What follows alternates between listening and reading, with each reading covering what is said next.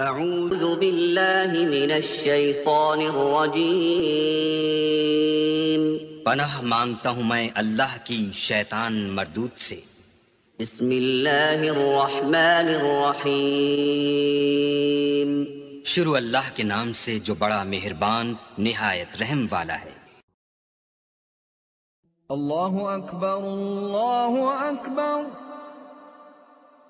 اللہ اکبر اللہ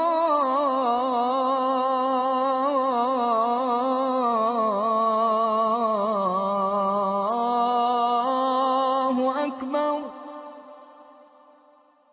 اشہد ان لا الہ الا اللہ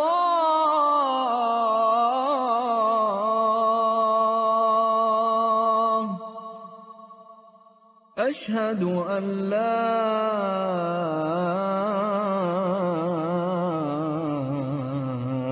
الہ الا اللہ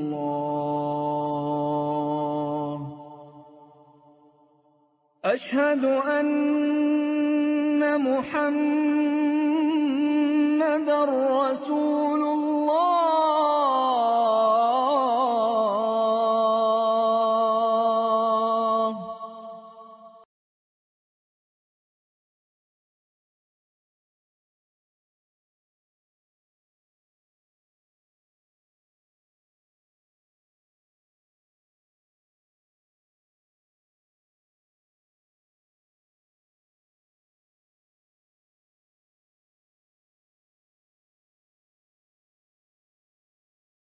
محمد رسول الله والذين معه أشداء على الكفار رحماء بينهم تراهم ركعا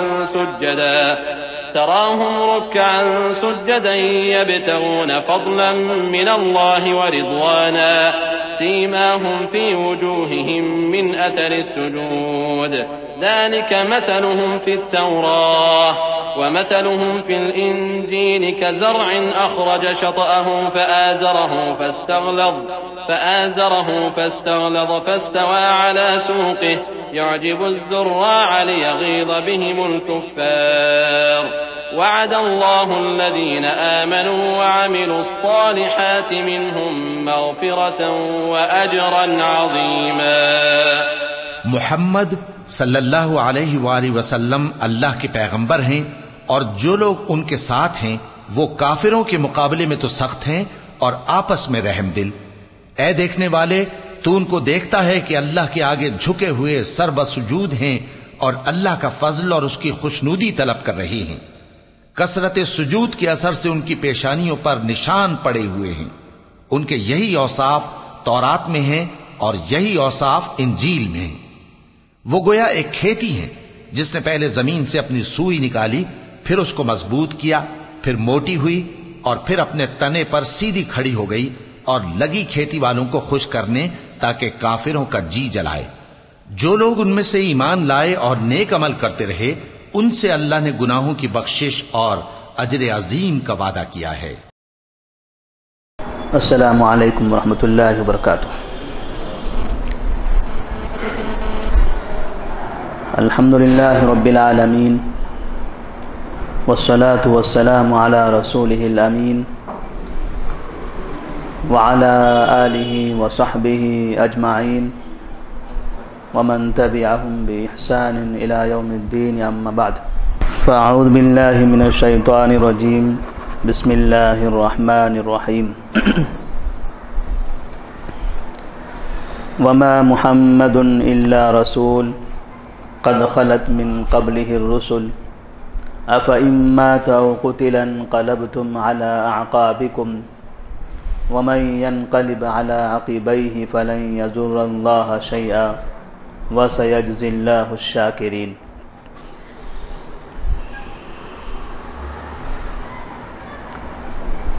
وقال النبي صلى الله عليه وسلم تركت فيكم أمرين لن تضلوا ما إن تمسكتم بهما كتاب الله وسنتي۔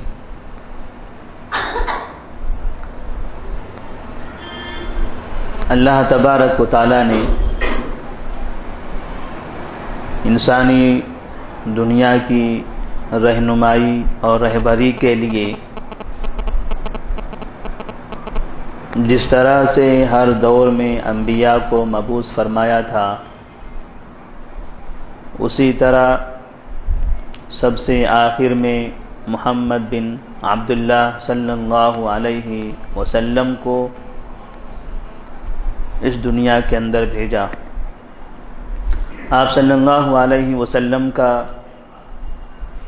اس دنیا میں بھیجنے کا مقصد تھا قیامت تک اس دنیا میں پیدا ہونے والے انسانوں کی رہنمائی کرنا، انہیں صحیح راہ دکھانا اور اللہ تبارک و تعالیٰ کی پہچان کرانا۔ اس لیے کہ انسان کی تذکیر، انسان کو بار بار تنبیہ کرنے کی ہمیشہ ضرورت پڑتی ہے۔ انبیاء ہمیشہ آتے رہے، ہمیشہ اصلاح کرتے رہے، پھر بگاڑ آیا، پھر دوسرے نبی کو بھیجا گیا، انہوں نے اصلاح کی، کچھ دنوں تک وہ اصلاح باقی رہی، کچھ لوگوں کے اندر محدود رہی، پھر ان کے درمیان بگاڑ شروع ہوا۔ یہ سلسلہ آخر تک چل پڑا اور پھر اللہ تبارک و تعالیٰ نے آخر میں محمد صلی اللہ علیہ وسلم کو مبعوث فرمایا اور اعلان کر دیا کہ بس اب یہ آخری نبی ہوں گے، ان کے بعد اب کسی نبی کو دوبارہ نہیں بھیجا جائے گا، جو ان پر ایمان لے آئے ان کے لیے جنت ہے، جو ان کا انکار کرے، ان کی بات نہ مانے، ان کے لیے جہنم ہے۔ اب بار بار تذکیر کرنے کے لیے پھر نبی کو نہیں مبعوث کیا جائے گا، لیکن اتنا کافی نہیں تھا۔ اللہ تبارک و تعالیٰ انسان کی فطرت سے اچھی طرح سے جانکار ہے، وہ جانتا ہے کہ نبی چاہے آخری ہو، لیکن انسان اس آخری نبی پر مکمل ایمان لے آئے، ان کی باتوں کو قبول کر لیں، یہ ناممکن ہے۔ انہیں پھر بھی بار بار اصلاح کی ضرورت پڑے گی، اس لیے اللہ تبارک و تعالیٰ نے ان کے لیے ایک ایسی کتاب نازل فرمائی جو کتاب رہتی دنیا تک باقی رہے گی۔ اور نبی صلی اللہ علیہ وسلم ایک انسان ہونے کی حیثیت سے اس دنیا سے تو چلے جائیں گے، لیکن قرآن مجید جو انسانوں کے لیے ایک رہبر ہے، وہ قیامت تک باقی رہے گی۔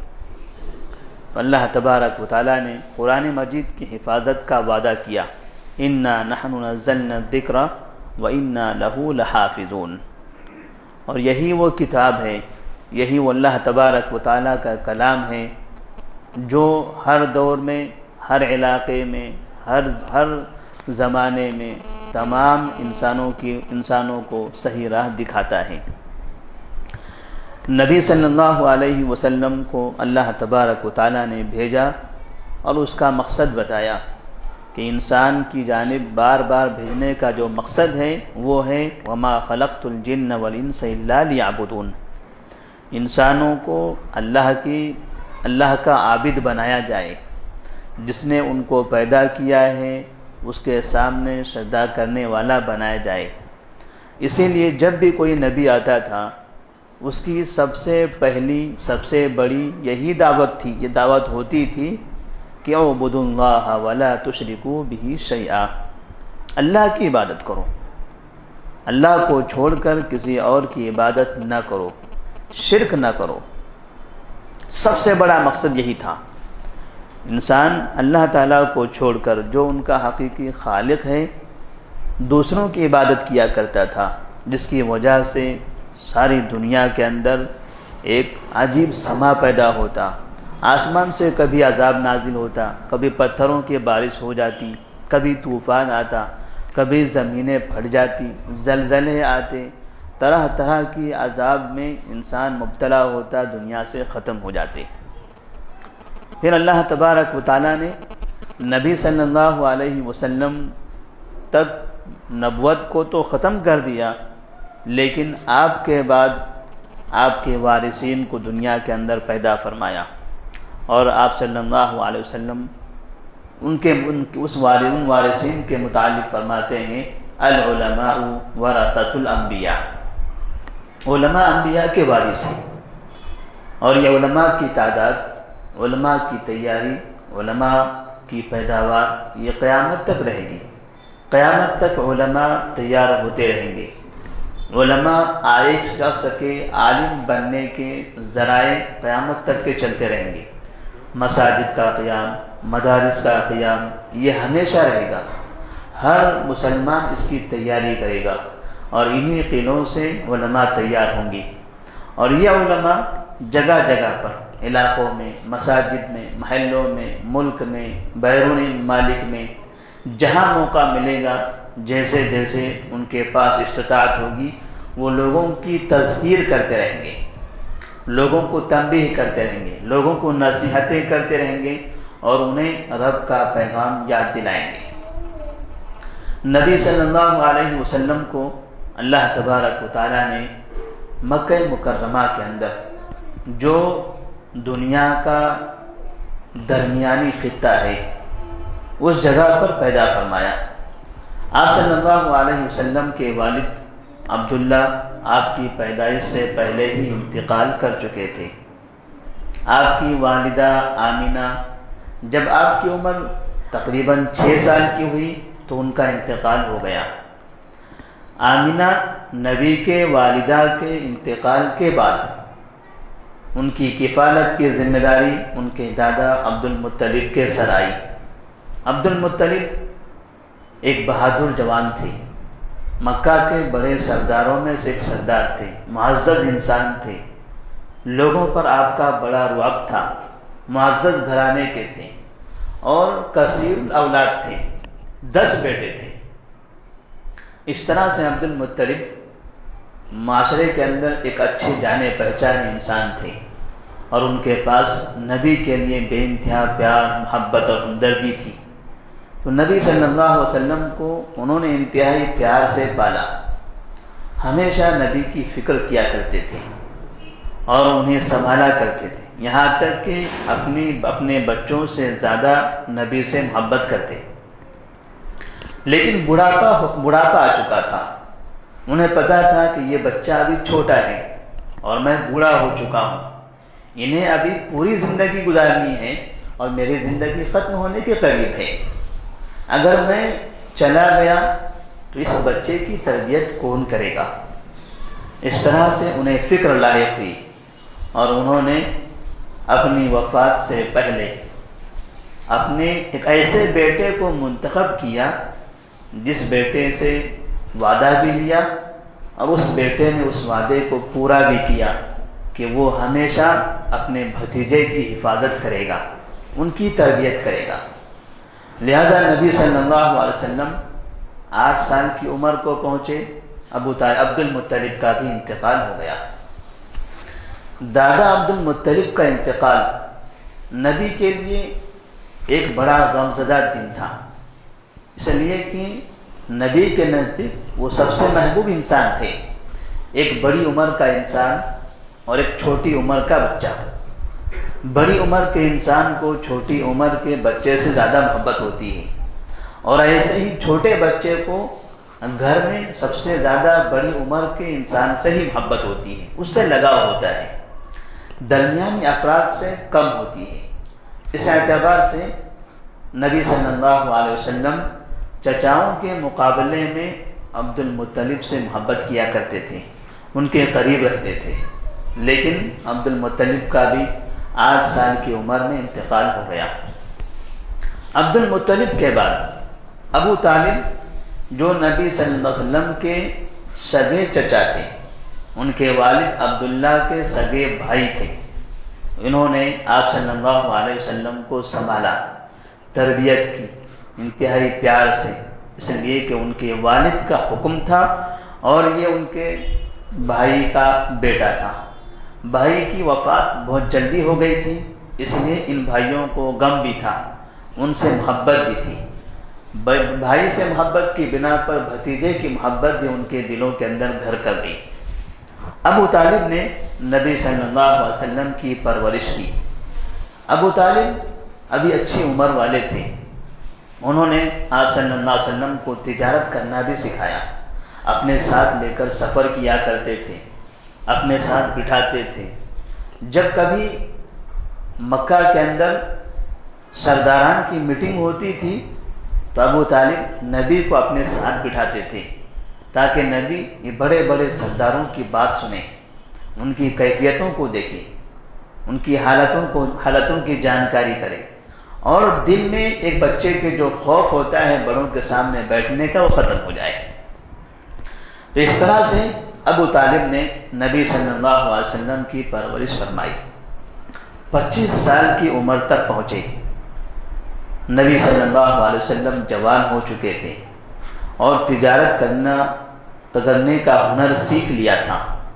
وہیں پر ایک مشہور خاتون دیندار عورت تھی جن کا نام تھا خدیجہ بنت خویلد۔ خدیجہ بنت خویلد یہ عرب کی ایک معزز محترم عورت تھی۔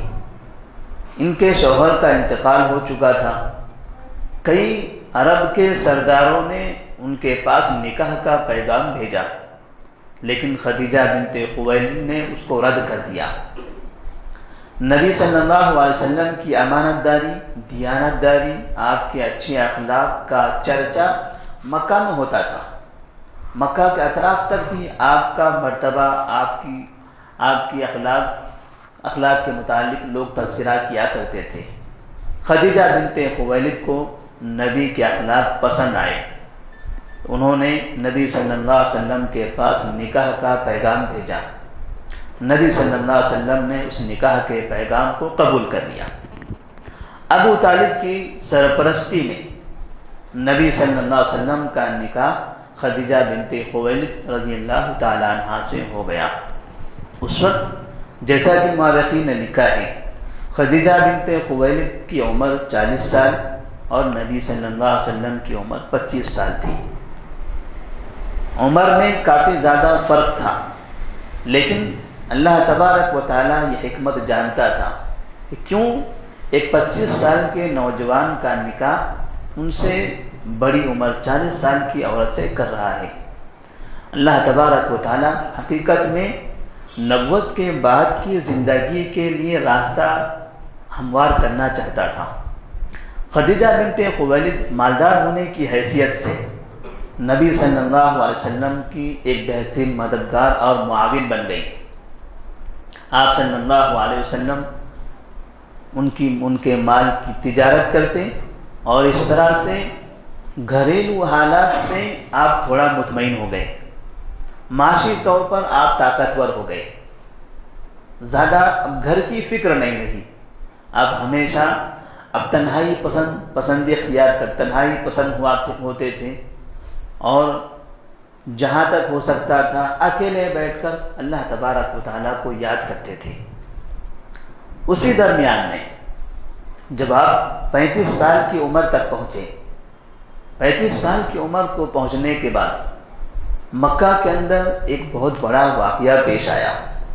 نبی کی پیدائش سے پہلے بھی مکہ میں ایک بڑا واقعہ پیش آیا تھا جس کو عام الفیل کہا جاتا ہے، ہاتھی والا سال، جس کے بارے میں اللہ تعالیٰ نے قرآن مجید میں مکمل سورہ نازل فرمائی ہے۔ الم تر کیف فعل ربک باصحاب الفیل۔ ابرہہ کا لشکر کعبے کو ڈھانے کے لیے مکہ کی طرف چلا تھا، وادی محصر تک پہنچا جو مینا میں ہے، وہاں آ کر وہ تباہ ہو گیا۔ اللہ تبارک و تعالیٰ نے آسمان سے ابابیل نازل فرمائے جس کی وجہ سے وہ پورا لشکر تہس نہس ہو گیا اور کعبے کی حفاظت ہو گئی۔ یہ واقعہ پورے عرب کے لیے ایک تاریخی واقعہ بن گیا، اور وہ سال ایک مشہور سال بن گیا، اور اسی سال میں نبی کی پیدائش بھی ہو گئی۔ یا بعض مورخین لکھا ہے کہ اس سال کے بعد، عام الفیل کے بعد آپ کی پیدائش ہوئی۔ بہرحال جب بھی پیدائش کا تذکرہ آتا ہے تو یہ ہاتھی والے سال کا تذکرہ ساتھ میں آتا ہے۔ تو نبی صلی اللہ علیہ وسلم 35 سال کی عمر کو پہنچ گئے۔ مکہ والوں نے دیکھا کعبہ جس کی عبادت، جس کے اطراف میں وہ بیٹھ کر عبادت کرتے ہیں، جس کے اندر بت رکھے ہوئے ہیں، ان کے سامنے سجدہ کرتے ہیں، اور وہ ان کے لیے ایک بہترین مقدس محترم گھر تھا، ٹوٹ رہا تھا، اس کی دیواریں کمزور ہو گئی تھی، اس کی جڑیں کھوکھلی ہو رہی تھی۔ انہوں نے سوچا کیوں نہ اس کعبے کو منہدم کر کے ایک نئی تعمیر کی جائے۔ اس کے لیے مکہ میں یہ اعلان کیا گیا کہ جن کے پاس حلال روزی ہے، حلال پیسہ ہے، وہ حلال پیسہ جمع کرے تاکہ اس کے ذریعے کعبے کی تعمیر کی جائے۔ لوگوں کے پاس حرام تجارتیں بھی تھیں، کافرین کو بھی حرام تجارت کے ذریعے کعبہ بنانا منظور نہیں تھا۔ آج دنیا کے اندر تقریباً مسلمان حرام تجارت میں ملوث ہیں، سودی کاروبار، چوری کا کاروبار، دھوکے کا کاروبار۔ مکہ کے کافرین کو بھی یہ پسند نہیں تھا، انہیں بھی اس بات کا احساس تھا ہم شرک کرتے ہیں، کئی خداؤں کے سامنے سر تو جھکاتے ہیں، لیکن یہ خدا جس گھر میں موجود ہے اس گھر کی تعمیر حرام پیسوں سے نہیں ہونی چاہیے۔ مطلب یہ تھا کہ حرام ان کے نزدیک بھی حرام تھا، حرام ان کے نزدیک بھی متنفر اور بری چیز تھی۔ انہیں حلال سے محبت تھی، لیکن حالات کی مجبوری کی وجہ سے یا کسی نہ کسی وجہ سے وہ حرام تجارت میں مشغول تھے۔ انہوں نے جب یہ اعلان کیا تو لوگوں نے حلال پونجی جمع کی، کعبے کی تعمیر ہو گئی، لیکن پیسہ کم پڑ گیا اور کام ابھی باقی رہا۔ لوگوں کے پاس حرام پیسہ تو موجود تھا، لیکن اس سے وہ تعمیر نہیں کرنا چاہتے تھے۔ جتنا حلال پیسہ تھا وہ ختم ہو گیا، کعبے کی تعمیر ابھی باقی رہی، تو کعبے کی تعمیر کو ناقص کر دیا۔ اور حتیم کا جو علاقہ، جو کعبے کے اطراف میں ایک چھوٹی سی دیوار ہم کو گول کمان کے جیسے نظر آتی ہے، وہ حصہ کعبے کا حصہ تھا۔ ہونا تو یہ چاہیے تھا کہ کعبے کی دیوار وہ پورے علاقے کو گھیر لی جائے، لیکن پیسہ نہ ہونے کی وجہ سے انہوں نے اتنی جگہ باہر چھوڑ دی اور دیوار کو فوراً وہیں سے بند کر دیا، تو اتنا آدھا حصہ کعبے کا باہر ہو گیا۔ اس وقت سے لے کر آج تک وہ جگہ ویسے ہی موجود ہے، اور اس جگہ کو حتیم کہا جاتا ہے۔ اس میں بھی اللہ تبارک و تعالیٰ کی حکمت ہے۔ جو شخص حتیم میں 2 رکعت نماز پڑھتا ہے، نبی فرماتے ہیں کہ وہ ایسے ہے جیسے اس نے کعبے کے اندر پڑھی۔ اگر کعبہ مکمل کر لیا جاتا تو شاید یہ موقع مسلمانوں کو نصیب نہ ہوتا، اس لیے کہ لوگوں کا پھر کعبے میں جانا، نمازیں پڑھنا یہ الگ مسئلہ ہوتا، اور ہم جانتے ہیں کہ کعبے کو بہت کم ہی کھولا جاتا ہے۔ حفاظت کی خاطر اس کو محفوظ کر لیا گیا، اس کو بند کر دیا گیا، تالا لگا دیا گیا، دروازے بنا دیے گئے، سیکورٹی کھڑی کر دی گئی، اور یہ جو کھلا ہوا حصہ ہے اس کے لیے کوئی سیکورٹی نہیں، جب بھی آئے، جو شخص آئے، جب چاہے سجدہ کرے چلی جائے۔ تو اللہ تبارک و تعالیٰ نے اس طرح سے مسلمانوں کو ایک بہترین زرین موقع عطا فرمایا کہ اس جگہ پر 2 رکعت نماز پڑھنے کا شرف حاصل ہوتا ہے، گویا کہ اس نے کعبے کے اندر 2 رکعت نماز پڑھ لی۔ اس درمیان میں کعبے کی تعمیر مکمل ہو رہی تھی۔ کعبے میں ایک کونے میں حجر اسود ہے، کالا پتھر جو پہلے سفید تھا، انسانوں کے گناہوں کی وجہ سے وہ کالا ہو گیا۔ وہ پتھر ایک مقدس پتھر مانا جاتا ہے۔ جب اس کو دیوار میں رکھنے کا موقع آیا، مکہ کے قبیلوں میں اختلاف ہو گیا، جھگڑے کرنے لگے کہ کون شخص یا کون سا قبیلے کو یہ شرف حاصل ہو کہ وہ اس پتھر کو اٹھا کر اس دیوار میں لگا دے، اس لیے کہ اس کی ایک خاص جگہ تھی جہاں اس کو رکھنا تھا۔ اب وہاں رکھنے کے لیے اختلاف پیدا ہوا کہ اس کو اٹھا کر کون رکھے، کس کو یہ شرف حاصل ہو، اور پتھر اتنا بڑا نہیں تھا کہ سب کے سب لوگ اپنے ہاتھوں سے پکڑ کر اٹھائیں، چھوٹا سا پتھر، چند انسان اس کو اٹھا سکتے تھے۔ اختلاف بڑھتا چلا گیا، ہر شخص، ہر قبیلہ یہ چاہتا تھا کہ ہمارا فلاں قبیلہ ہے، ہم فلاں کام کرتے ہیں، ہم کعبے کے رکھوالے ہیں، ہم قدیم ہیں، ہم کثیر ہیں، ہم طاقتور ہیں، ہم الگ الگ اوصاف ان کے ہوتے تھے، سب بیان کرتے کہتے کہ ہم اس کے حقدار ہیں۔ لیکن کوئی بھی وہ حق کسی کو دینا نہیں چاہتا تھا۔ آخر میں یہ فیصلہ ہوا کہ کل جو شخص اس جگہ پر سب سے پہلے داخل ہوگا وہ شخص ان لوگوں کے درمیان فیصلہ سنائے گا۔ اللہ تبارک و تعالیٰ نے سب سے پہلے دوسرے دن نبی صلی اللہ علیہ وسلم کو بھیجا۔ 35 سال کی عمر تھی، آپ کے اخلاق معروف تھے، آپ امین اور صادق مانے جاتے تھے۔ لوگوں نے آپ کو جب دیکھا تو امین اور صادق کا اعلان کر دیا، نعرے لگانے لگے کہ صادق اور امین آ گئے ہیں اور ہمیں ان کے فیصلے پر مکمل اطمینان ہے، ایک نیک انسان ہے، یہ صحیح فیصلہ کریں گے۔ سب نے آپ کو حکم مان لیا، کسی نے بھی آپ کو حکم ماننے سے انکار نہیں کیا۔ یہ پہلا دنیا میں اتفاق تھا کہ سب نبی کی بات کو ماننے کے لیے تیار ہو چکے تھے کہ آپ جو کہیں جیسا کریں گے ویسا ہم ماننے تیار ہیں۔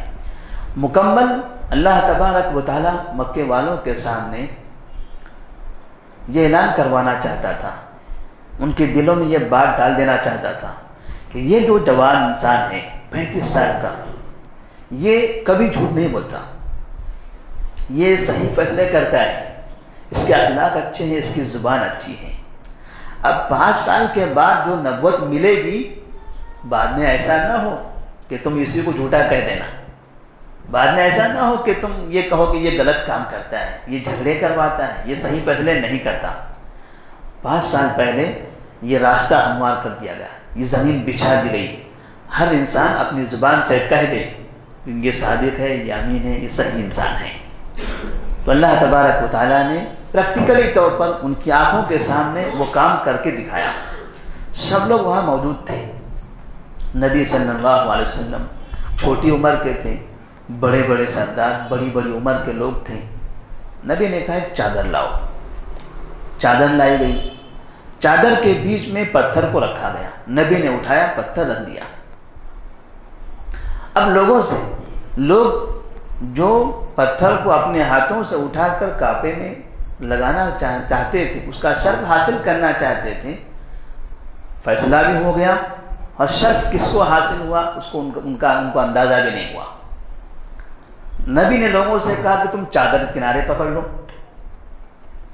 قبیلے کے سرداروں نے چادر کے کنارے پکڑ لیے، کہا اٹھاؤ۔ انہوں نے اوپر اٹھایا اور اس جگہ تک اٹھایا جہاں پر اس کو رکھنا ہے۔ جیسے اتنی اونچائی تک اٹھا لیا، آپ نے اپنے ہاتھوں سے پکڑا، لگا دیا۔ کس کو شرف حاصل ہوا؟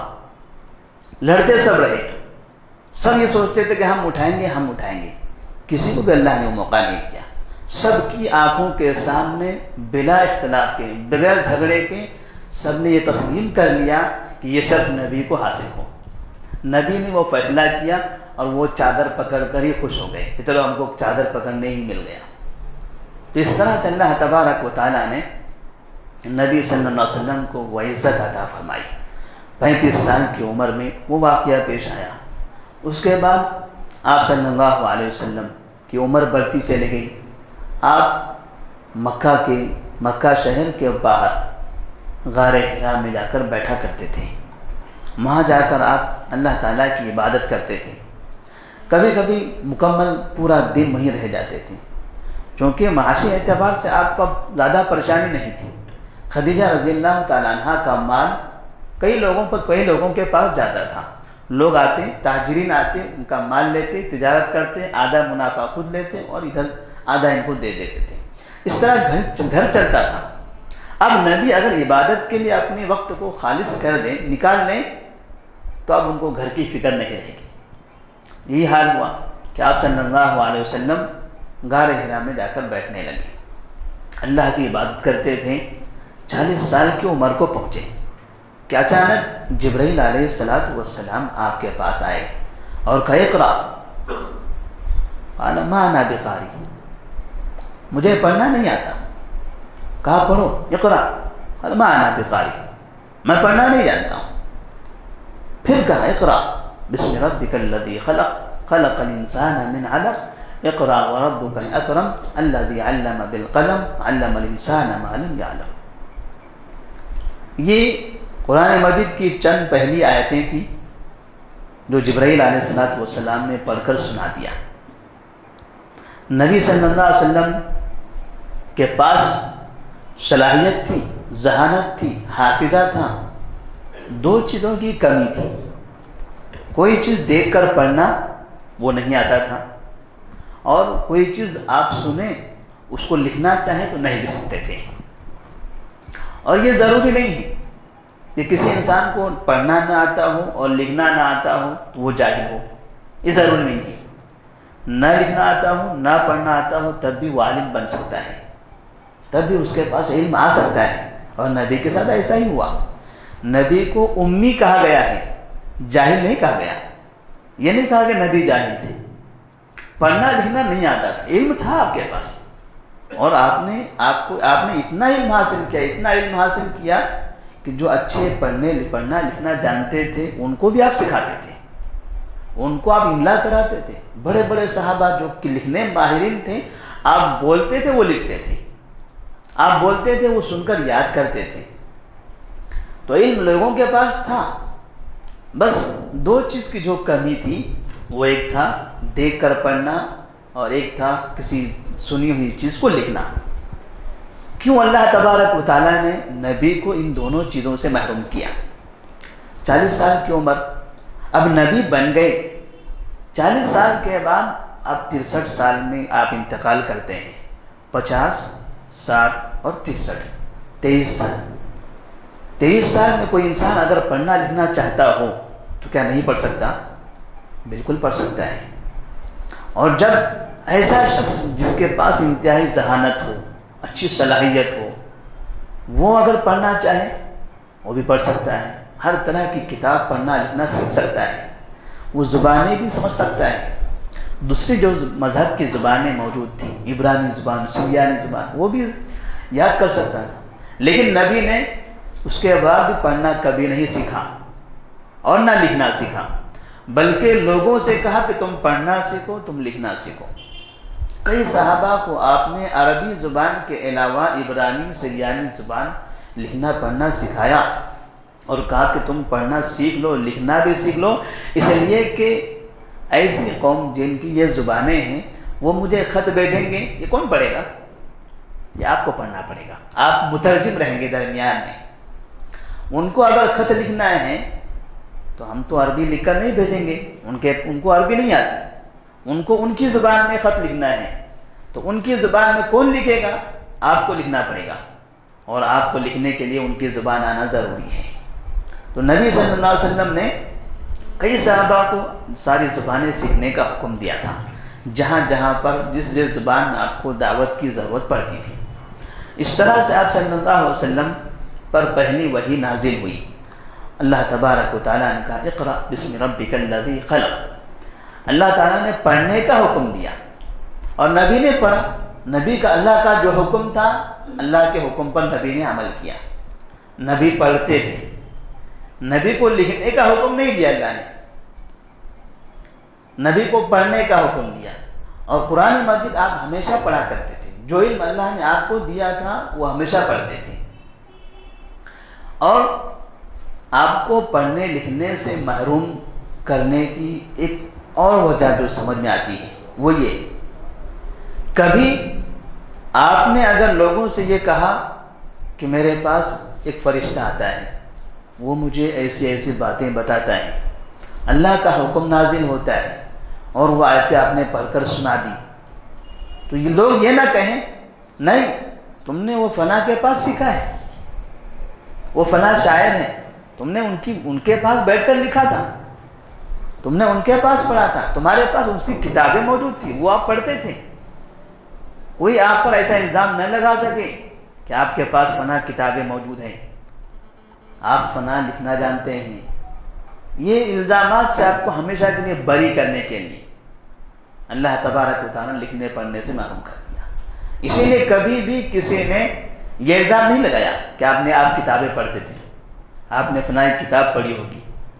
ایک الزام لگا تھا، وہ یہ کہ آپ سن کر بولتے ہیں، فلاں شاعر کی باتیں آپ نے سنی ہوگی، وہ باتیں سن کر آپ نے لوگوں کو بتایا ہوگا، اتنا ایک الزام آتا تھا۔ قالوا اساطیر الاولین، یہ پہلے لوگوں کے افسانے ہیں. لوگ کہتے تھے یہ قرآن مجید یہ پرانے لوگوں کے افسانے ہیں. یہ افسانہ فلاں انسان بیان کرتا ہے، پھر وہ اس کو بیان کرتا ہے، وہ اس کو بیان کرتا ہے، اس طرح سے ایک سلسلہ چل پڑتا ہے. تو اللہ تبارک و تعالیٰ نے نبی کی نبوت کی حفاظت کے لیے کچھ ایسے راستے ہموار کر دیے تھے. آپ صلی اللہ علیہ وسلم غار حرا سے اپنے گھر پہنچے.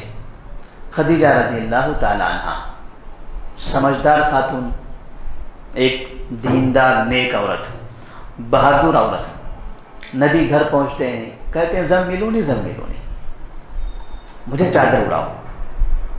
گھبرائے ہوئے تھے. خدیجہ رضی اللہ تعالیٰ عنہ نے دیکھا ان کے شوہر اتنے پریشان، گھبرائے ہوئے ہیں، کانپ رہے ہیں، پسینہ چھوٹ رہا ہے.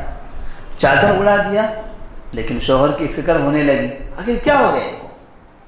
یہ تو وہاں جاتے تھے، تنہائی میں رہتے تھے، ہو سکتا ہے تنہائی میں کوئی حادثہ ہو گیا. نبی نے کہا میں نے کوئی ایک چیز دیکھی ہے، میرے پاس ایک شخص آیا، مجھ سے ایسی سی باتیں کہی اور مجھے ڈر لگ رہا ہے، مجھے انہوں نے ایسی ایسی باتیں سنائی ہیں.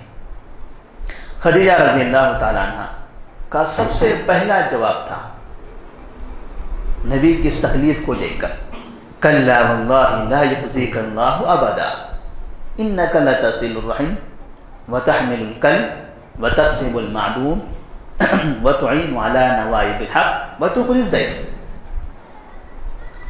خدیجہ رضی اللہ تعالیٰ عنہ نے ایک نیک بیوی، ایک نیک شوہر کے متعلق کیسے تبصرہ کرتی ہیں، اللہ تعالیٰ آپ کو پریشان نہیں ہونے دے گا، آپ پریشان نہیں ہوں گے، جو تکلیف ہے یہ بہت جلدی ختم ہو جائے گی. کیسے ختم ہوگی؟ وہ ختم اس وجہ سے ہوگی کہ جو انسان انسانوں کے ساتھ اچھا برتاؤ کرتا ہو، آسمان والا کبھی بھی اس کو تکلیف نہیں دے گا. آپ عبادت کرتے ہیں، نمازیں پڑھتے ہیں، غار حرا میں جاتے ہیں، نہیں، آپ انسانوں کے ساتھ ہمدردی کرتے ہیں. انک لا تصل الرحم، آپ صلہ رحمی کرتے ہیں، رشتوں کو جوڑتے ہیں. وتحمل الکلب، مجبور انسانوں کا سہارا بنتے ہیں، غریب انسانوں کا ساتھ دیتے ہیں، مہمان کی مہمان نوازی کرتے ہیں اور حق بولنے والے کا ساتھ دیتے ہیں. یہ جتنی باتیں انہوں نے بتائی تھی سب کا تعلق انسانوں سے تھا. عبادت کا ایک بھی تذکرہ نہیں کیا، اس لیے کہ ایک انسان اللہ کی عبادت کرے وہ اس کا معاملہ، لیکن جو انسان انسانوں کے ساتھ اچھا برتاؤ کرتا ہو، اللہ تبارک و تعالیٰ آسمان والا خالق کبھی اس کو پریشان نہیں ہونے دے گا. یہ سب سے بڑا درس تھا، ایک بڑا درس تھا انسانوں کے لیے کہ جو بھی انسان نیک بننا چاہتا ہو، اچھا ترقی کرنا چاہتا ہو، وہ انسانوں کے ساتھ صحیح برتاؤ کرے. کوئی انسان دیندار ہے، علم والا ہے، تقوی پرہیزگاری ہے، حاجی ہے، نمازی ہے، ساری عبادتیں موجود ہیں، لیکن کسی انسان سے بات کرتا ہے تو بات کرنے کا انداز صحیح نہیں، گھر والوں کے ساتھ تعامل ہوتا ہے تو الگ انداز ہو جاتا ہے، بیویوں پر ظلم، چھوٹے بھائی بہنوں کے ساتھ بے انصافی، بچوں کی بری تربیت، پڑوسیوں کے ساتھ برا تعامل، اپنے ماتحتوں، دکان میں، مساجد میں، مدارس میں، نوکریوں میں، کمپنیوں میں جو ان کے ماتحت ہوتے ہیں ان کے ساتھ بدسلوکی، ان پر ظلم، ان کے ساتھ زیادتی، یہ ایسی چیزیں ہیں جس کی وجہ سے انسان کی نماز، روزہ، زکوٰۃ، حج، عبادتیں، ذکر و اذکار سب تباہ ہو جائیں گے. یہ کچھ باقی نہیں رہے گا. انسان کی نیکی کے لیے سب سے پہلے یہ چیز کی ضرورت ہے کہ انسان کے ساتھ اچھا برتاؤ کیا جائے. اور نبی کو نبی بنائے جانے سے پہلے اللہ تعالیٰ نے انسانی دنیا کے اندر نیک بنایا تھا کہ سارے انسانوں سے تم اچھے رشتے رکھو. انسان جو اچھی چیز چاہتا ہے تم وہ چیز پورا کرو، اس کے بعد تمہیں دین کا علم دیا جائے گا. اور خدیجہ رضی اللہ تعالیٰ عنہ نے ایسی تعریف کی تھی نبی صلی اللہ علیہ وسلم کی، لیکن یہاں پر بس نہیں کیا، وہ چاہتی تھی کہ اس کا مکمل حل نکالا جائے. آخر کیا وجہ ہے کہ میرے شوہر کو ایسی تکلیف ہو گئی. ورقہ بن نوفل رضی اللہ تعالیٰ ورقہ بن نوفل کے پاس جو خدیجہ رضی اللہ تعالیٰ عنہ کے رشتہ دار تھے وہاں لے کر گئے. ان کے پاس سابقہ کتابوں کا علم تھا، وہ سابقہ کتابوں پر ایمان رکھتے تھے، اس لیے مورخین کہتے ہیں کہ وہ مسلمان تھے. وہاں لے کر جانے کے بعد اپنے شوہر کے متعلق دریافت کیا کہ دیکھو تمہارے بھتیجے کو کیا ہو گیا ہے، پریشان ہے، کچھ عجیب و غریب چیز انہوں نے دیکھی ہے. ورقہ بن نوفل نے نبی سے سوال کیا تم نے کیا دیکھا ہے، کیا ہوا تھا وہاں پر، ساری کیفیت بتا دی. ورقہ بن نوفل نے کہا سنو، تمہارے پاس جو شخص آیا تھا وہ وہی ہے جو آپ سے پہلے موسیٰ علیہ السلام کے پاس آیا کرتا تھا، اور اب تمہارا یہ حال ہوگا یہاں سے کہ تمہاری قوم تمہارے ساتھ برا سلوک کرے گی، تمہیں شہر سے گھر سے نکال دے گی. ابھی تو یہ پہلا دن تھا، یہ تو پہلی وحی تھی، اور یہ پہلا جواب تھا، رد عمل تھا ورقہ بن نوفل کی طرف سے، یہ پہلا اندیشے کا اظہار تھا. نبی کو تعجب، اوا مخرجیہم، کیا یہ لوگ مجھے نکال دیں گے میرے شہر سے؟ میری اتنی عزت کرتے ہیں، میرا اتنا احترام کرتے ہیں، حجر اسود رکھنے کے لیے مجھے سردار بنایا تھا ان لوگوں نے، یہ لوگ مجھے نکال دیں گے؟ ہاں وہ لوگ تمہیں نکال دیں گے. نبی کو بڑی تکلیف ہوئی تھی اور بڑا تعجب ہوا، یہ کیسے ہو سکتا ہے؟ میں اتنا اچھا انسان، اور اس سے پہلے تو میری بیوی نے مجھے کہا تھا کہ تم صلہ رحمی کرتے ہو، مجبوروں کا ساتھ دیتے ہو، مہمان نوازی کرتے ہو، انسانوں میں ایسے کام کرنے والے کو شہر سے نکالا جائے گا؟ ورقہ بن نوفل نے کہا نکالا جائے گا، اور ساتھ ہی انہوں نے یہ وعدہ بھی کیا کہ اگر میں اس وقت زندہ رہا تو میں ضرور تمہاری مدد کروں گا، میں ضرور تمہاری مدد کروں گا. انہوں نے اس کی بھی یہ وعدہ بھی کر لیا. لیکن بعد میں جب نبی پر پریشانیاں نازل ہوئی، طرح طرح کے حالات سے آپ گزرنے لگے، تب تک ورقہ بن نوفل کا انتقال ہو چکا تھا. انہوں نے وہ دور نہیں دیکھا، لیکن ایک گھنٹی بجا دی تھی، بتا دیا تھا تاکہ نبی کے کانوں میں یہ بات پڑ جائے پہلے ہی سے، اور اس کے لیے وہ تیار ہو جائیں. نبی صلی اللہ علیہ وسلم نے جب یہ بات سنی تو ان کو ورقہ بن نوفل کی بات پر پورا یقین ہو گیا، اور وہیں سے وہ فطری طور پر، اندرونی طور پر اپنے آپ کو تیار کرنے لگے کہ یہ ایک پریشانی جو مجھے نظر آ رہی تھی، وقتی طور پر جبرائیل آئے اور ایسا کیا، وہی نازل ہوئی. پھر اس کے بعد یہ دوسری پریشانی کہ میں اچھے باتوں کا حکم دوں گا، لوگوں کی اصلاح کروں گا، لوگ مجھے باہر نکال دیں گے. ذہنی طور پر وہاں سے تیاری شروع کر دی. آپ صلی اللہ علیہ وسلم کو اب یہاں پر دعوت و تبلیغ کا حکم دیا گیا. آپ کے پاس جبرائیل علیہ السلام آیا کرتے تھے الگ الگ حالتوں میں، کبھی انسانی شکل میں، کبھی ان کی اپنی شکل میں. جبرائیل علیہ السلام کبھی اپنی اصلی شکل میں آتے تھے، نبی دیکھ کر گھبرا جاتے تھے. ایک بڑا سا جسم، بڑے بڑے پر، تو کہتے ہیں کہ جبرائیل علیہ السلام کو 600 پر ہیں. اس میں سے ایک پر ایسا ہے کہ اگر وہ پھیلا دیا جائے تو انسان کو آسمان نہ دکھائی دے، مکمل افق کو بھر دے. ایک پر اتنا چوڑا، ایسے 600 پر ہیں. تو جبرائیل علیہ السلام کی اگر اصلی وہ کیفیت نظر آتی تو انسان کا حال کیا ہوگا؟ نبی صلی اللہ علیہ وسلم کو دیکھتے تھے، پریشان ہوتے تھے، لیکن جبرائیل علیہ السلام ان کو تسلی دیتے تھے، بار بار آتے تھے، گفتگو کرتے تھے، باتیں بتاتے تھے، جس سے اب ان سے مانوس ہو گئے. وہ ڈر اور خوف جو پہلے تھا وہ ختم ہو گیا. کبھی انسانی شکل میں آنے لگے، کبھی صرف آواز سنائی دیتی تھی، دکھائی نہیں دیتے تھے، کبھی خواب میں آتے تھے. یہ بار بار جبرائیل علیہ السلام کا آنا جانا شروع ہو گیا. 23 سال تک ایسا چلتا رہا. 23 سال تک جبرائیل علیہ السلام کا تعلق نبی سے ایسا گہرا تعلق ہو گیا کہ وہ ہمیشہ ان کے گھر پر بھی آیا کرتے تھے. یہاں تک کہ ایک مرتبہ انہوں نے خدیجہ رضی اللہ تعالیٰ عنہ کو سلام بھی بھیجا تھا. ایک گھریلو تعلقات کی طرح وہ ہمیشہ گھر پہ آتے، گھر کے مسائل سناتے، باہر کے مسائل یاد دلاتے. سارے مسائل جو ایک انسان کو زندگی میں پیش آ سکتے ہیں ہر طرح کے مسائل سکھا دیے۔ سلمان فارسی رضی اللہ تعالیٰ عنہ سے کسی نے سوال کیا تھا کہ علمکم نبیکم حتی القراءۃ، تمہارے نبی نے تم کو ساری باتیں بتا دی، یہاں تک کہ قضاء حاجت کرنے کا طریقہ بتا دیا؟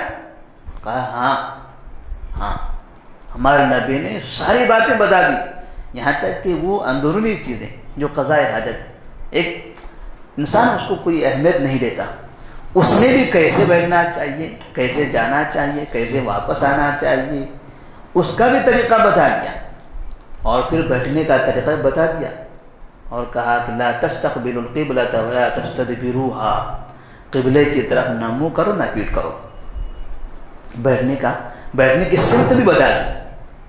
تو باری باری سارے مسائل جبرائیل علیہ السلام نے نبی پر وحی کر دی، نبی کو بتا دی۔ اس طرح 23 سال کا عرصہ نبی صلی اللہ علیہ وسلم کا گزرتا رہا۔ آپ صلی اللہ علیہ وسلم پر وحی نازل ہونے کے بعد 3 سال تک آپ چپکے لوگوں کو دعوت دیتے رہے۔ ان 3 سالوں میں سب سے پہلے جنہوں نے اسلام قبول کیا تھا ان میں خدیجہ رضی اللہ تعالیٰ عنہا تھی، جو آپ کی بیوی تھی، آپ کے گھر میں ہوتی تھی۔ دوسرے ابوبکر صدیق رضی اللہ تعالیٰ عنہ تھے، جو آپ کے سب سے گہرے دوست تھے، ہمراز تھے، رازدار تھے۔ ابوبکر صدیق رضی اللہ تعالیٰ عنہ مسلمان ہو گئے۔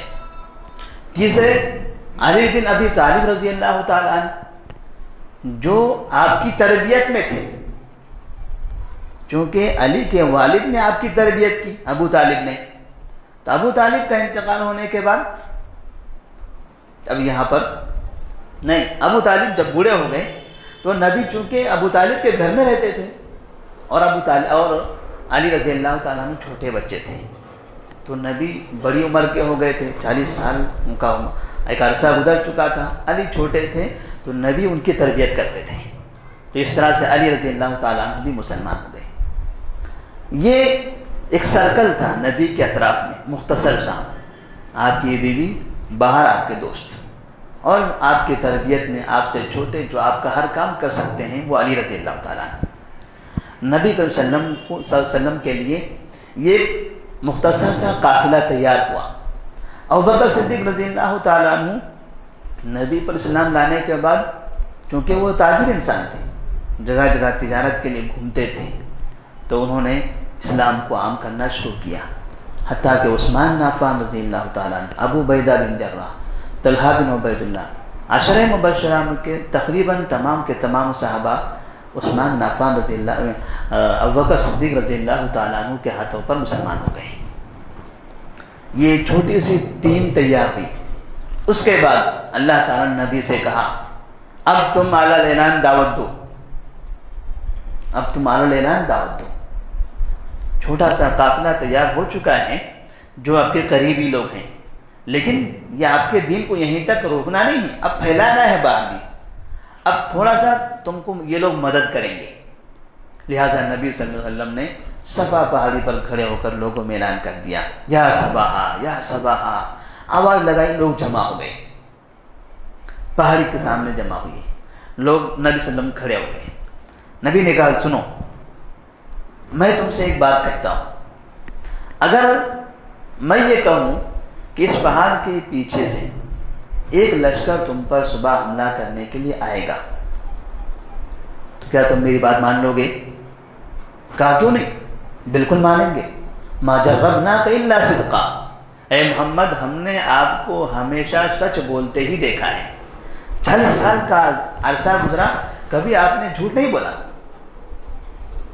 تو اس طرح سے لوگوں نے ایک اعلان کر دیا تھا، ما جربناک الا صدقا، ہم نے آپ کو سچا ہی دیکھا ہے۔ لوگوں نے پہلے آپ نے تمہید پیش کی، ان کی زبان سے کہلوایا کہ واقعی میں سچ بول رہا ہوں۔ لوگوں نے کہا ہاں بالکل، آپ اگر ایسا آپ نے ایسا کہا تو آپ کی بات ہم مان لیں گے، آپ سچ بولیں گے، آپ جھوٹ نہیں بولتے ہیں۔ تو کہا کہ ٹھیک ہے، میں سچا ہوں نا، اب میں تمہیں اپنی بات بتا دینا چاہتا ہوں۔ قولوا لا الہ الا اللہ، آپ نے ایک اللہ کی طرف دعوت دی، کہا کہ ایک اللہ کو مانو، بقیہ تمام معبودوں کو چھوڑ دو۔ اب سارا منظر بدل گیا۔ لوگ ابھی تک جو آپ کو سچا کہہ رہے تھے، ماننے کا وعدہ کر رہے تھے، یہاں سب مکر گئے۔ جو اصلی دعوت پہنچانی تھی وہاں آ کر معاملہ رک گیا، اور پھر رکا نہیں، اتنی زیادہ شدت کے ساتھ مخالفت ہوئی کہ ابو لہب جو اسی اجتماع میں موجود تھا، اس نے کہا تبا لک لہذا جمعتنا یا محمد، تیرا برا اسی کام کے واسطے ہم کو جمع کیا تھا، یہی بات بولنی تھی تم کو۔ اس طرح سے ابو لہب نے نبی صلی اللہ علیہ وسلم کی توہین کی اور وہاں سے برا بلا کر چل پڑا، لوگوں کو بھی لے گیا، چلو یہاں سے چلو، باتیں مت سنو اس کی۔ یہ ہوتا ہے باطل پرست، جب آپ صحیح بات بولیں گے تو طاقتور لوگ لوگوں کو بھگاتے ہیں، بھگوان سے مت جاؤ ادھر، مت سنو ان کی باتیں۔ ابو لہب نے ایسا ہی کیا۔ یہ سب سے پہلی مخالفت تھی نبی کی دعوت کی، اور یہ مخالفت نبی کے گھر سے ہوئی، نبی کے گھر سے۔ ابو لہب نبی کے چچا ہیں، نبی کے چچا نے مخالفت کی۔ ایک طرف نبی کے چچا ابو طالب جو زندگی بھر نبی کا ساتھ دیتے رہے، دوسری طرف نبی کے چچا ابو لہب اور ابو جہل جو زندگی بھر نبی کی مخالفت کرتے رہے۔ کوئی ضروری نہیں ہے، اس سے یہ سمجھ میں آتا ہے، کوئی ضروری نہیں ہے کہ ایک انسان ایک گھر کے اندر نیک ہو تو گھر کے سارے افراد نیک ہو جائیں۔ کبھی کبھار لوگ کہتے ہیں ان کو دیکھو یہ فلاں عالم ہیں، ان کے چچا فلاں ایسے کام کرتے ہیں، ان کے دادا ایسے ہیں، ان کے بھائی ایسے ہیں، یہ اپنا گھر نہیں سدھارتے اور ہم کو آ کے نصیحت کرتے ہیں۔ اگر ایسا واقعی صحیح ہے بولنا تو پھر سب سے پہلے نبی کو بولنا پڑے گا، سب سے پہلے نبی کے بارے میں ہم بول سکتے ہیں، لیکن نہیں، یہ قاعدہ نہیں ہے۔ جس انسان کے پاس علم ہو اس کے لیے ضروری ہے کہ وہ دوسروں تک پہنچائے۔ جو انسان سنتا ہے وہ سنانے والے کو دیکھے، وہ یہ نہ دیکھے اس کا بیٹا کیا ہے، اس کے باپ کیسے ہیں، اس کے دادا چچا کیسے ہیں، ان سے کوئی مطلب نہیں۔ ہدایت اللہ کے ہاتھ میں ہے، اللہ جس کو چاہے ہدایت دیتے۔ تو کبھی بھی لوگوں نے یہ اعتراض نہیں کیا کہ آپ کے چچا ویسے ہیں، آپ کے فلاں ویسے ہیں، فلاں ویسے ہیں۔ لوگوں نے ان کو چھوڑ دیا، نبی کی مخالفت کرتے رہے۔ نبی صلی اللہ علیہ وسلم 3 سال کا عرصہ گزارنے کے بعد جب یہ پہلا اعلان کیا تو اس وقت آپ کی عمر 43 سال ہو گئی تھی۔ 43 سال کے بعد جب آپ کھلم کھلا دعوت دینے لگے، لوگوں نے آپ کو پریشان کرنا شروع کیا، تکلیفیں دینی شروع کر دی۔ آپ گھر سے باہر نکلتے تھے، گالیاں دیتے تھے، برے برے القاب سے نوازتے تھے۔ کبھی آپ کو جادوگر کہتے، کاہن کہتے، نجومی کہتے، پاگل کہہ دیتے۔ آخر اچانک پاگل بھی ہو گئے، نجومی بھی ہو گئے، کاہن بھی ہو گئے، جادوگر بھی ہو گئے۔ یہ 2 سال تو پہلے 2 سال پہلے تو ایسا کچھ بھی نہیں تھا، سب تو امین و صادق کہتے تھے، اور صفا پہاڑی پر کھڑے ہو کر جب اعلان کیا تھا تب بھی کچھ نہیں تھے، تب بھی سب نے کہا تھا ما جربناک الا صدقا، سچے انسان ہیں۔ اور یہ جملہ کیا استعمال کیا، جادوگر بن گئے، کاہن بن گئے، نجومی ہو گئے، پاگل ہو گئے۔ یہ ایسے لیبل تھے جو نبی پر لگائے گئے۔ اس کا مقصد یہ نہیں تھا، وہ جانتے تھے کہ نبی کو یہ کچھ بھی نہیں ہے، نہ نبی جادوگر ہے، نہ کاہن ہے، نہ نجومی، کچھ نہیں ہے، ان کو یقین تھا، لیکن بولتے تھے۔ کیوں بولتے تھے؟ تاکہ لوگوں کو ان سے دور کر دیا جائے۔ انہوں نے یہ نہیں کہا کہ تمہاری دعوت غلط ہے، تم سچے ہو، نہیں، تم خود جھوٹے ہو۔ اگر یہ کہتے تمہاری دعوت غلط ہے، تم اچھے انسان ہو، نیک انسان ہو، تو پھر لوگ اعتراض کر سکتے تھے۔ بھائی جب وہ اچھے انسان ہیں تو پھر اچھے انسان تو اچھی بات بولے گا نا، بری بات کیوں بولے گا؟ تو ان کی دعوت کو روکنے کے لیے دعوت کو برا نہ کہا جائے بلکہ انہی کو برا کہا جائے۔ اور جب وہ انسان ہی خود ہی پاگل ہے تو پاگل انسان کی زبان سے کیا نکلے گا؟ پاگل والی بات۔ تو مطلب کہ ان کو پاگل کہنے سے دعوت خود بخود غلط ہو جائے گی، ان کی زبان بھی اس کا بھی اعتبار نہیں ہوگا۔ اسی لیے سب سے پہلے لوگوں نے ان پر یہ الزامات لگائے۔ تو اس طرح کی الزامات لگانا نبی صلی اللہ علیہ وسلم پر یا دنیا میں کبھی بھی جو داعی اسلام کی دعوت دیتا ہے، حق بات بولتا ہے، تو تو لوگ ان کی شخصیتوں پر حملے کرتے ہیں، ان کی ذات پر حملے کرتے ہیں، اور ذات پر حملہ کرنا یہ سب سے بڑا نقصان دہ ہے، ان کی دعوت کو تباہ کرنے کے لیے سب سے بہترین طریقہ ہے۔ جب بھی کسی کی دعوت کو خراب کر دینا ہو، اس کی شخصیت کو مجروح کر دو۔ شخصیت مجروح ہو جائے گی، لوگ وہ قرآن پڑھ کر سنائے گا، لوگ نہیں سنیں گے، وہ حدیث سنائے گا، نہیں سنیں گے۔ اس لیے آج دیکھتے ہیں دنیا کے اندر حق بولتے ہیں تو کہتے ہیں یہ یہودی ہے، یہ انگریز ہے، یہ انگریزوں کی اولاد ہے۔ یہ نہیں کہتے یہ جو قرآن سناتے ہیں یہ انگریزوں کا ہے، یہ نہیں کہتے یہ حدیثیں جو سناتے ہیں وہ یہودیوں نے لکھی ہیں، بلکہ کہتے ہیں یہ لوگ یہودی ہیں، یہ لوگ انگریز ہیں، یہ ان کی اولاد میں سے ہیں، یہ فلاں ہیں، یہ فلاں ہیں۔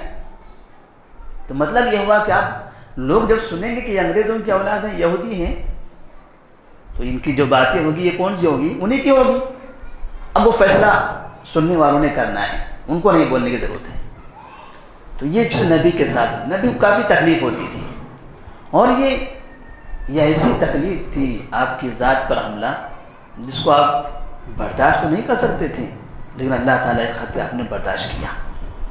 بڑی بڑی عمر کے لوگ، چھوٹے چھوٹے بچے، بوڑھی بوڑھی عورتیں، آپ 40-45 سال کی عمر کے ہیں، اچھی خاصی طاقت ہے، پہلوان جسم ہے، آپ چاہتے ہیں تو ایک ایک تھپڑ مار کر سب کو گرا سکتے تھے، آپ نے اپنے جذبات پر قابو رکھا۔ بوڑھی عورت کا واقعہ معروف ہے، آپ کے راستے میں کانٹے بچھا دیتی، کچرا پھینک دیتی تھی آپ پر، اگر آپ نے ایک لفظ اس کے خلاف بولا ہوتا، اللہ تعالیٰ کی طاقت آپ کے ساتھ تھی، ایمان قوت موجود تھی، اس کو آپ تباہ کر سکتے تھے، اسے غائب کر سکتے تھے۔ جو انسان عام طور پر دنیا میں استعمال کرتا ہے، لیکن اسلام کی جو فطرت ہے، جو اسلام کی دعوت دیتا ہے، جو حق پر چلتا ہے، وہ کبھی بھی ایسی گھناؤنی حرکتیں نہیں کرتا۔ جو مسلمان اسلام کی دعوت دیتے ہوئے غلط زبان کا استعمال کرے، دھمکیوں کا استعمال کرے، ہاتھوں کا استعمال کرے، طاقت کا استعمال کرے، کسی پر حملہ کرتے رہے، کسی کی عزت کو کیچڑ اچھالتے رہے، اگر ایسا کرے تو وہ کبھی بھی صحیح داعی نہیں بن سکتا، وہ صحیح داعی نہیں بن سکتا۔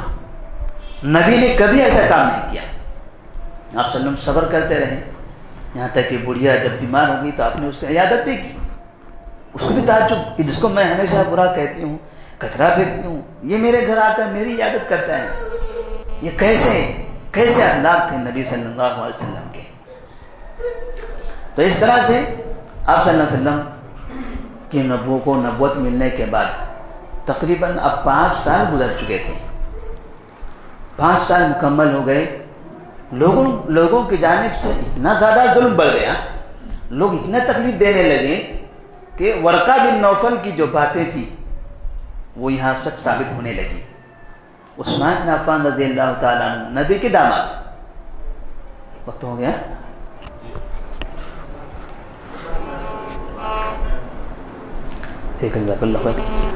تو نبی کریم صلی اللہ علیہ وسلم اس طرح سے دعوت پھیلاتے رہے، آپ کو لوگوں نے تکلیف دی، پریشان کیا، لیکن آپ صلی اللہ علیہ وسلم نے صبر کیا، جو آپ کی زندگی کا ایک سب سے بہترین درس تھا کہ جب بھی ہم صحیح کام کریں گے، حق بات بولیں گے، تو یہ نہ سمجھیں کہ میں حق بول رہا ہوں، لوگ مجھے برا کہہ رہے ہیں۔